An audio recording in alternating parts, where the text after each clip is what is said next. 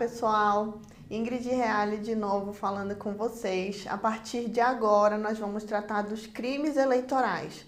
Eu elaborei um módulo menor, um módulo que não é muito extenso, mas também trouxe os principais crimes.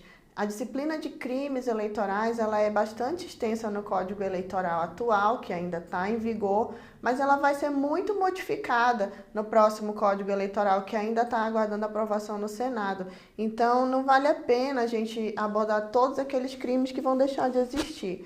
Eu trouxe, então, os crimes mais importantes ainda em vigor, né? E vamos, a partir de agora, tratar deles. Em primeiro lugar, essa disciplina de crimes que é tão extensa no Código Eleitoral e em outras leis esparsas, ela recebe críticas por ser muito desorganizada e obsoleta, além de apresentar demasiada criminalização a muitas condutas e desproporcionalidade nas penas combinadas.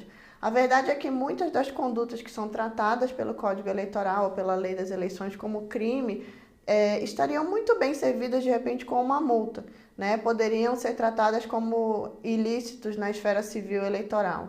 Então, não precisa criminalizar tantas condutas. Eu acho até que isso é contrário, né? Por vezes, a liberdade de expressão e a liberdade que os candidatos devem ter na realização de suas campanhas. Então, a criminalização de condutas ela tem que ser reservada para aqueles atos que são realmente graves.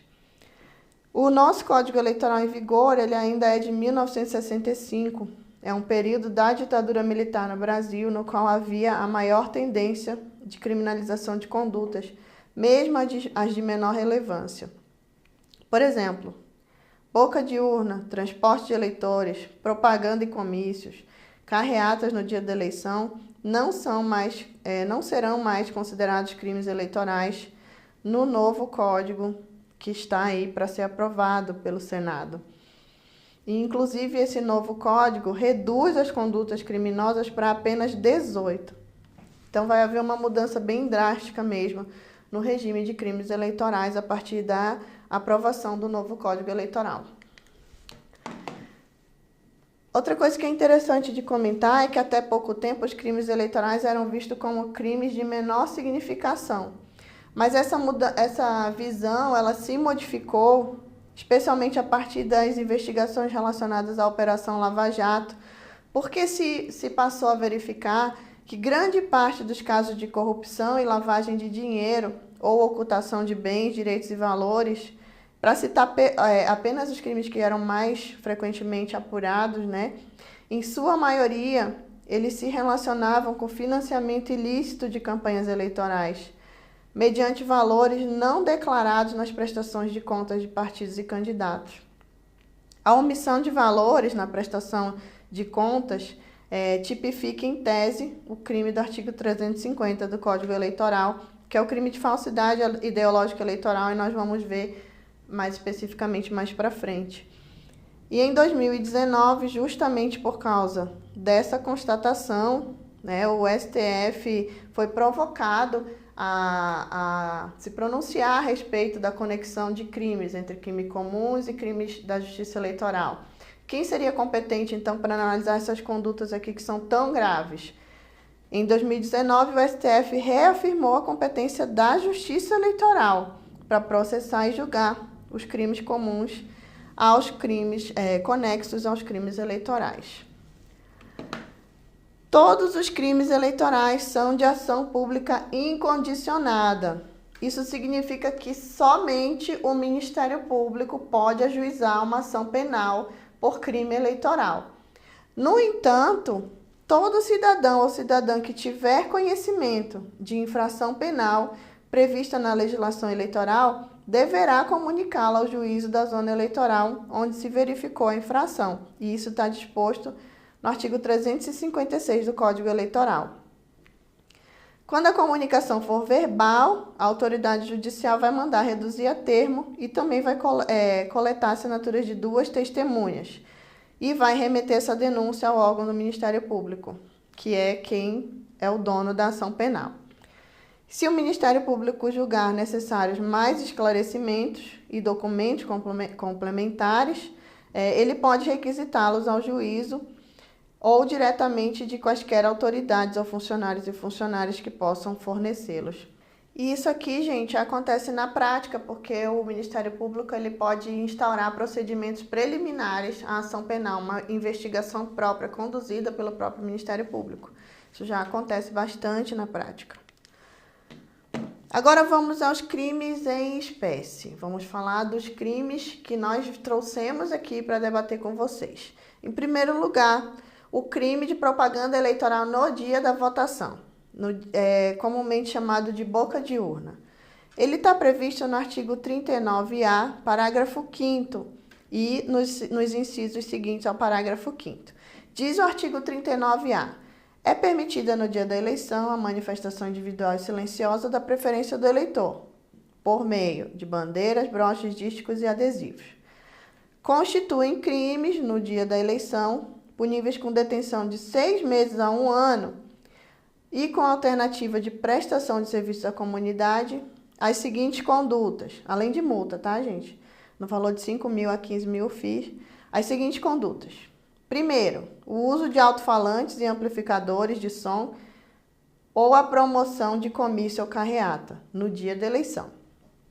Quanto aos comícios e carreatas, pune-se tanto a organização do ato como a efetiva participação no evento.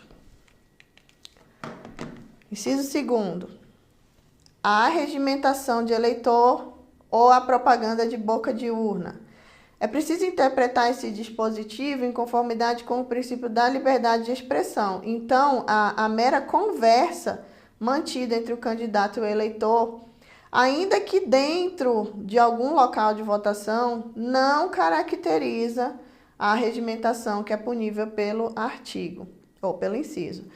Também é proibida a divulgação de qualquer espécie de propaganda de partidos políticos ou de candidatos.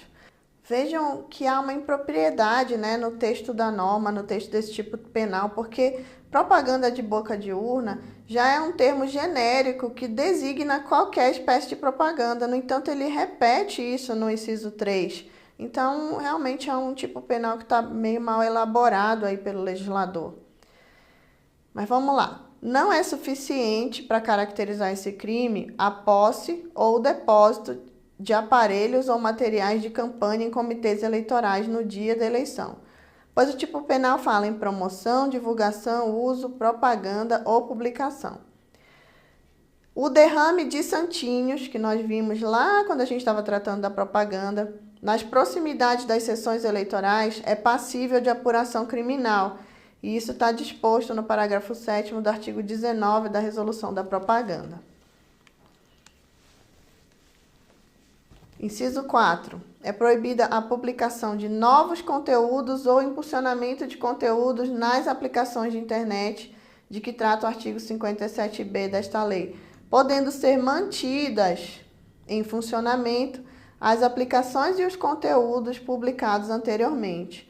Então, vejam só, o dispositivo ele incrimina 2 condutas: a publicação de novos conteúdos e o impulsionamento de conteúdos.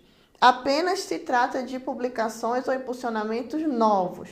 Se forem aqueles que já existiam, já estavam publicados, eles podem permanecer no dia da eleição e isso não caracterizará o crime. Não configura o crime a simples curtida de postagem na postagem indevida, tá? Pois não há nesse ato nenhum conteúdo de propaganda eleitoral. Mas existe entendimento de que se forem distribuídas ou compartilhadas nesse período vedado, também é caracterizado como crime de boca de urna, de propaganda eleitoral no dia da eleição. Então vamos lá, o compartilhamento ele pode ser de repente penalizado como um crime. A curtida é um indiferente penal, mas é óbvio que tudo vai depender da apuração caso a caso para conhecer todos os fatos que são relacionados ao ato. Em regra, é assim que acontece. Qual que é a pena para o crime de propaganda no dia da eleição? Detenção de 6 meses a 1 ano, com alternativa de prestação de serviço à comunidade pelo mesmo período, 6 meses a 1 ano, e multa no valor de 5 mil a 15 mil FII. O crime, por ser um crime de menor potencial ofensivo, comporta transação penal, ou ainda, se for o caso, acordo de não persecução penal, suspensão condicional do processo, depende do preenchimento dos requisitos. Eu trouxe um caso interessante apenas para a gente refletir aqui, que aconteceu na eleição de 2020. A atriz Camila Pitanga, ela foi denunciada pelo MP pela prática do crime de boca de urna, porque ela publicou no perfil do Instagram, que tem milhões de seguidores, uma mensagem de apoio em favor da então candidata a prefeita Benedita da Silva. Foi essa aqui a postagem incriminada. Ela publicou isso no dia da eleição. Só que o TRE do Rio de Janeiro entendeu que não caracterizou o crime, porque foi realizada num contexto afetivo, em primeira pessoa e como uma declaração individual de voto, o que é amplamente permitido. Então, o tribunal assentou que a liberdade de expressão abrange pessoas famosas também e influenciadores digitais, tendo em vista a proteção da manifestação espontânea de eleitor na internet. Então, ainda que ela tenha milhares de seguidores, aquela postagem foi considerada uma postagem afetiva, uma postagem que merece a proteção da liberdade de expressão. Inclusive, a Benedita da Silva é madrasta dela. Então, o TRE não viu nesse caso aqui nenhum crime.